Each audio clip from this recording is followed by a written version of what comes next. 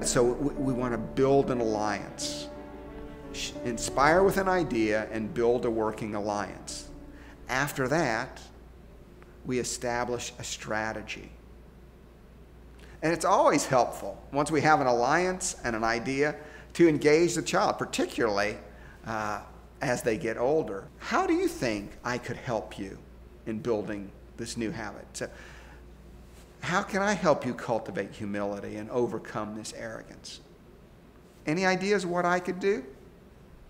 Again, it doesn't matter near so much what the child says as the fact that you're building an alliance, reinforcing the notion that there is a different and a better way to do things.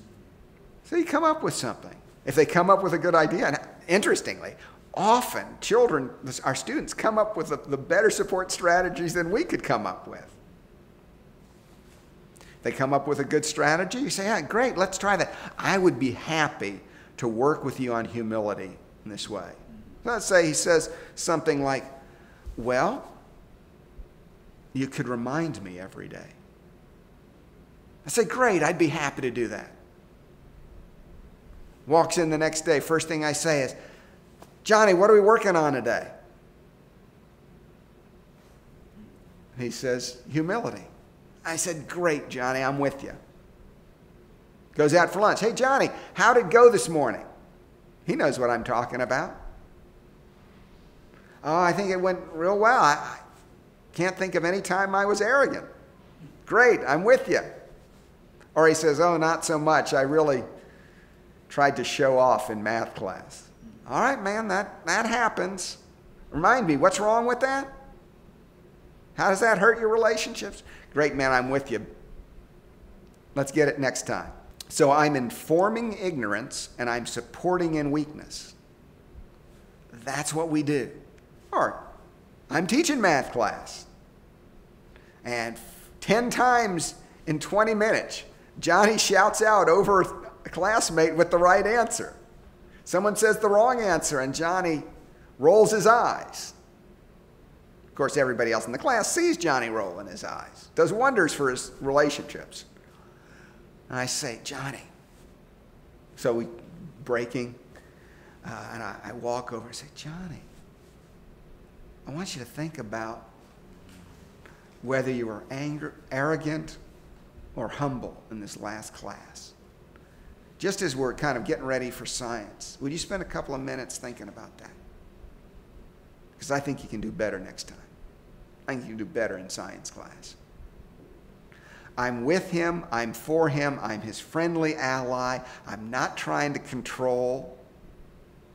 Discipline is not an exercise in control. It's an exercise in formation, in cultivation, in growth, in helping children grow up.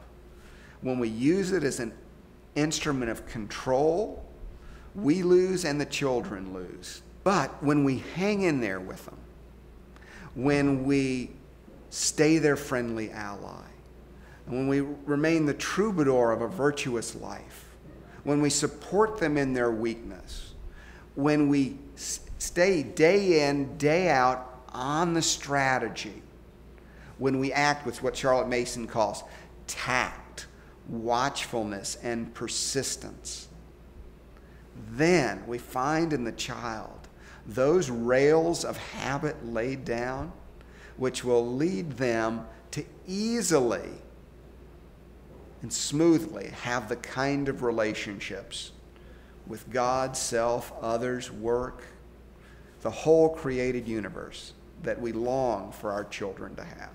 This habit formation is so important that we think it should be one of the chief objects of prayer. One of the challenges we give our teachers is that they prayerfully identify 2 areas of growth for each child. In that first month when they come to school, identify for each student 2 areas where you'd like to see growth. That if 9 months from now, when the child leaves your class, they would be different. Their natures would have been changed in the sense that they would have new habits, at least in 2 areas. So for one child, they come and are careless and forgetful. 9 months later, they're on task and alert. Another child lacks humility, is arrogant, puts himself in front of others. 9 months later, a great increase in humility. A third child tends to shut down in the face of any kind of adversity. 9 months later, they can face a challenge, stay on task, and keep working through it.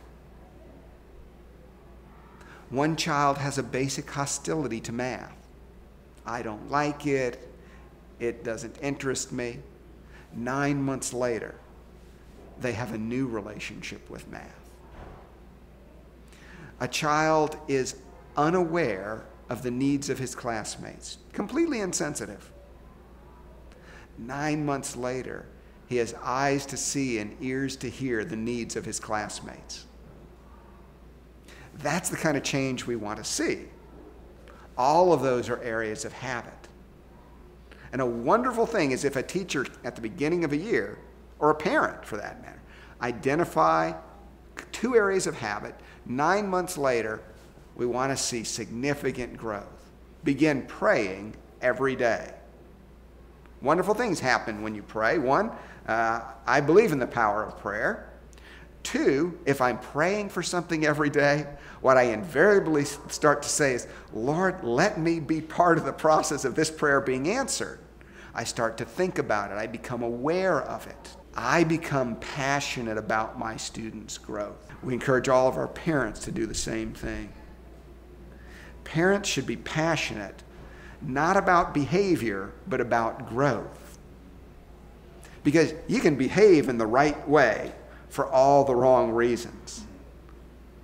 And we've seen way too many, quote, model children who, after they go off to college, completely spin off in another direction. Well, what happened?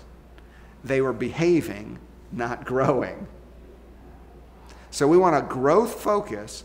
Growth means the formation of new habits. It means new habits formed out of the right kind of heart, the right kind of intrinsic motivations, which have to be cultivated relationally. So we become that friendly ally that always is behind the child, always with the child, always in prayer for the child, always casting a vision and seeing a vision of what it could be.